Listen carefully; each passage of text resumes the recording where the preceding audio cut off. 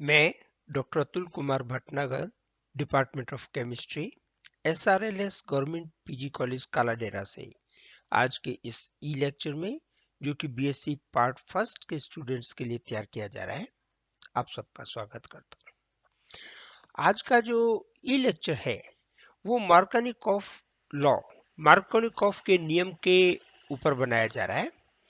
और मार्कोनिकॉफ का नियम क्या है कि बेसिकली किसके लिए है, तो एल्कीन की जब रिएक्शन किसी HBr, HCl या HI से करवाई जाती है तो अपने को जो उत्पाद मिलता है वो 2 ब्रोमो कंपाउंड मिलता है या 3 ब्रोमो कंपाउंड मिलता है। सिरे वाले कार्बन परमाणु जिसके पास हाइड्रोजन परमाणु ज्यादा है उस पर Br नहीं जुड़ता।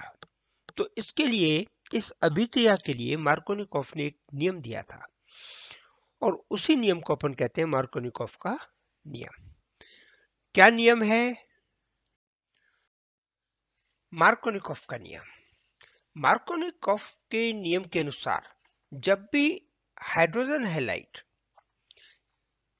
अथवा किसी अन्य ध्रुवीय अणु का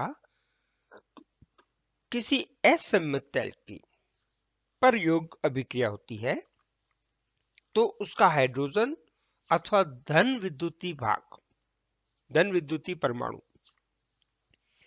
उस कार्बन परमाणु से जुड़ता है या एल्कीन के उस कार्बन परमाणु से जुड़ता है जिसके पास पहले से हाइड्रोजन परमाणुओं की संख्या अधिक हो। पहली बात। दूसरी बात, कम प्रतिस्थापी हो। दोनों में से एक कंडीशन होनी चाहिए, या तो हाइड्रोजन परमाणुओं की संख्या अधिक हो या उसका प्रतिस्थापी समूह उसमें कम जुड़े हो। जैसे उदाहरण के लिए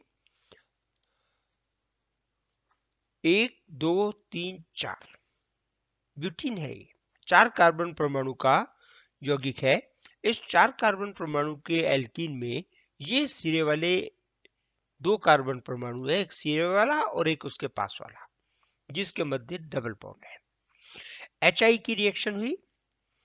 HI में जो हाइड्रोजन है वो धनात्मक भाग है, इलेक्ट्रोपॉजिटिव एटम है।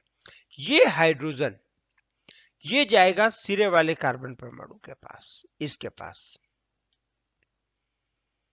और I ये वाला जो आयोडीन है ये नेगेटिव भाग है, ये जाएगा इस वाले कार्बन परमाणु के पास। ऐसा मार्कोनिकॉफ ने नियम दिया और उसके अनुसार उत्पाद जो प्राप्त हुआ CH3 CH I CH2 CH3, ये अपने को उत्पाद प्राप्त।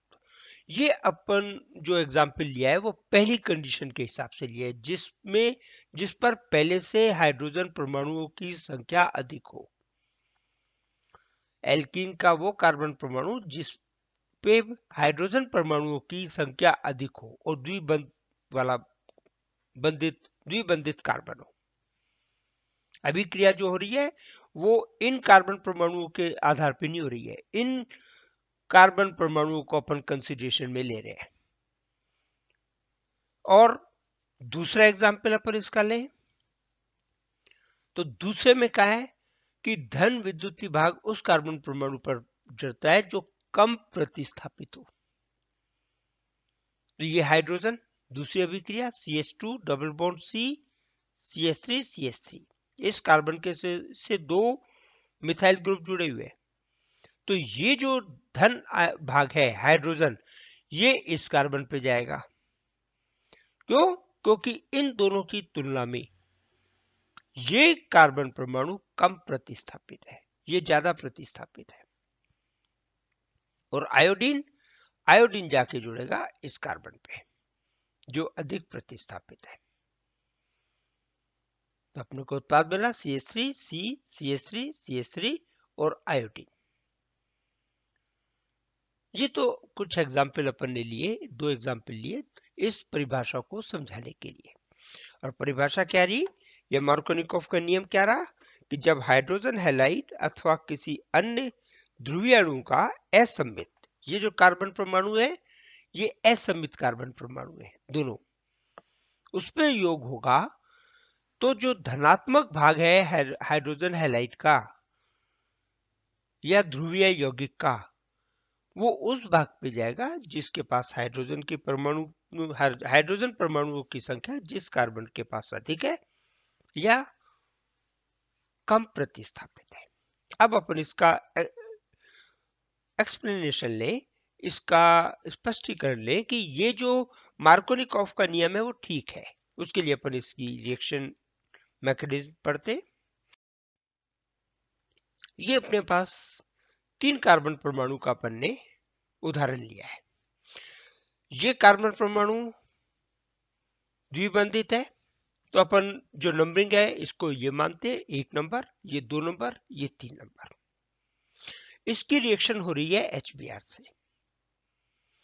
उत्पाद के रूप में सबसे पहले हाइड्रोजन जो है वो जाकर के इस कार्बन परमाणु पर जुड़ेगा और अपन ने कहा ये एक मध्यवर्ती आयन बनेगा, कार्बोनियम आयन बनेगा। तो कार्बोनियम आयन यही क्यों बनेगा, दूसरा क्यों नहीं बनेगा? तो इसके लिए समझाया गया कि ये जो मिथाइल समूह है ये इलेक्ट्रॉन रिपेलिंग ग्रुप है, इलेक्ट्रॉन को प्रतिकर्षित करेगा और ये प्रतिकर्षित करेगा इस दिशा में, जिसके कारण प्लस आई इफेक्ट बढ़ेगा, प्रेरण प्रभाव बढ़ेगा और इस प्लस प्रेरण प्रभाव के कारण इस कार्बन परमाणु पर इलेक्ट्रॉन अधिक हो जाएंगे। इस कार्बन परमाणु पर इलेक्ट्रॉन अधिक होने पे जो ये पाई बॉन्ड है, पाई बॉन्ड का इलेक्ट्रॉन इस कार्बन की तरफ स्थानांतरित हो जाएगा, इस कार्बन की तरफ। इसे थोड़ा क्लियर कर देता हूं। इस कार्बन पे या सिरे वाले कार्बन परमाणु पे हाइड्रोजन परमाणुओं की संख्या अधिक है उस कार्बन की तरफ ये इलेक्ट्रॉन युग्म या पाई इलेक्ट्रॉन युग्म या पाई बंद का इलेक्ट्रॉन स्थानांतरित हो जाएगा। तो इस स्थानांतरण के कारण क्या हुआ, उससे क्या फर्क पड़ेगा कि ये जो कार्बन है सिरे वाला कार्बन परमाणु, उसके पास इलेक्ट्रॉन का घनत्व बढ़ जाएगा। इलेक्ट्रॉन घनत्व बढ़ गया, इसका मतलब माइनस डेल्टा आवेश अपन कहेंगे इसके ऊपर आ गया, अर्ध ऋणावेश इसके ऊपर आ गया। हाइड्रोजन ब्रोमाइड में जो हाइड्रोजन पोर्शन है ये इलेक्ट्रो पॉजिटिव एटम है, धन भाग है, और धन भाग किससे जाके जुड़ेगा, उस कार्बन से जिसमें ऋणावेश है, तो सिरे वाले कार्बन से जुड़ेगा। अर्थात ये वाला जो कार्बोनियम आयन है ये कार्बोनियम आयन अपने को प्राप्त होगा। एक एक्सप्लेनेशन तो ये है। और ये जब ब्रोमाइड से रिएक्शन करेगा तो उत्पाद अपने को क्या प्राप्त होगा, 2 ब्रोमो प्रोपेन। यही अपन ने स्पष्टीकरण में दिया है। एल्कीन के द्विबंधित कार्बन परमाणु के साथ एल्काइल समूह जुड़ा हुआ है। कौन सा समूह है, एल्काइल। इस एल्काइल समूह के कारण प्लस प्रेरण प्रभाव उत्पन्न होता है। जैसे 3 नंबर कार्बन परमाणु एल्किल समूह के प्रेरण प्रभाव के कारण इलेक्ट्रॉन का घनत्व द्विबंधित 2 नंबर के कार्बन परमाणु पे बढ़ेगा, जिसके कारण पाई बंध का जो इलेक्ट्रॉन है वो सिरे वाले कार्बन परमाणु 1 नंबर के कार्बन परमाणु पर विस्थापित हो जाएगा।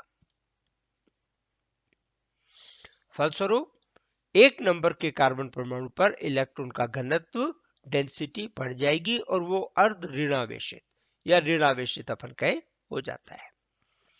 दूसरी चीज, इसमें द्वितीय कार्बोकैटायन बन रहा है, सेकेंडरी कार्बोनियम आयन बन रहा है। अब अपन स्थिति दूसरी ले, ये स्थिति ले। इस परिस्थिति में यदि धन आवेश इस कार्बन परमाणु पर जुड़े, हाइड्रोजन यहां जुड़े तो क्या बनेगा CH3 CH2 और इस वाले कार्बन परमाणु पर CH2 आएगा और ये जो CH2 आएगा उसके कारण ये जो मध्यवर्ती आयन बना वो प्राइमरी स्टेज का बना, प्राथमिक। प्राथमिक बनने के कारण कंपैरिजन हो गया, इसमें द्वितीयक बन रहा है, इसमें प्राथमिक बन रहा है, सेकेंडरी प्राइमरी।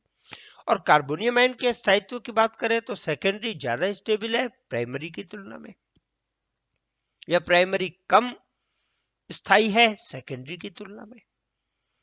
ऐसी परिस्थिति में जो अभिक्रिया का पाथ है वो ऐसा डिसाइड होगा जिसमें मध्यवर्ती आयन अधिक स्थायी हो, इसलिए द्वितीय कार्बोकैटायन के माध्यम से अभिक्रिया होगी। और ऐसा ही मार्कोनिकॉफ ने कहा। मार्कोनिकॉफ के नियम का जो स्पष्टीकरण है वो भी इसी के आधार पे है। तो ये आपका मार्कोनिकॉफ का नियम है जो आपसे पूछा जाता है, मार्कोनिकॉफ के नियम की व्याख्या करें। इसके साथ आज का ये लेसन पूरा होता है, आज का ये वीडियो कंप्लीट होता है। Thank you.